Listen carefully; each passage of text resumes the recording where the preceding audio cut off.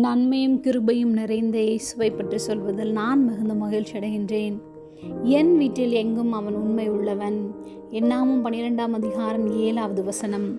என் தாசனாகிய மோசேயோ அப்படிப்பட்டவன் அல்ல, என் வீட்டில் எங்கும் அவன் உண்மை உள்ளவன்.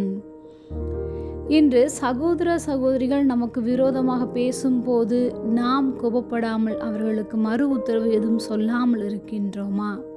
அன்று மோசே மிரியாமும் ஆரோனும் தனக்கு விரோதமாக பேசும்போது தன்னுடைய சகோதர சகோதரிகள் மீது கோபப்படாமல் மிகவும் பொறுமையாக இருந்தார்.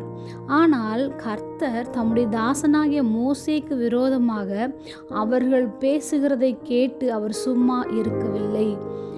கர்த்தர் மிரியாமையும் ஆரோனையும் கூப்பிட்டு, இஸ்ரவேல் ஜனங்களுக்குள்ளே மோசே முக்கியமானவன் என்றும், மேலும் மோசேயை குறித்து, என் தாசனாகிய மோசேயோ என் வீட்டில் எங்கும் உண்மை உள்ளவன், நான் அவனுடன் மறைபொருளாக அல்ல, முகமுகமாகவும் பிரத்யேட்சமாகவும் பேசுகிறேன், அவன் என்னுடைய சாயலை கண்டிருக்கிறான் என்று மோசேயை குறித்து சாட்சி கொடுத்தார். கர்த்தருடைய ஊழியத்தில் உண்மையாய் இருக்கிறவன் சாந்த குணம் உள்ளவன் என்றும் கூறுகின்றார்.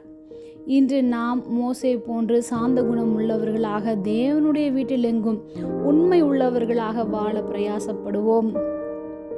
நம்மை குற்றப்படுத்தும்படியாகவோ அல்லது குற்றப்படுத்துகிறவர்கள் சொல்லுகிற வார்த்தைகள் வீண் என்று அறிந்திருந்தாலோ தேவன் அதை பொறுப்படுத்திக் கொள்வார் என்று நாம் உண்மையுள்ளவர்களாக செயல்படுவோம்.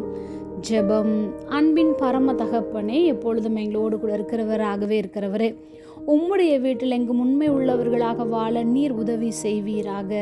இயேசுவின் நாமத்தில் பிதாவே, ஆமேன்.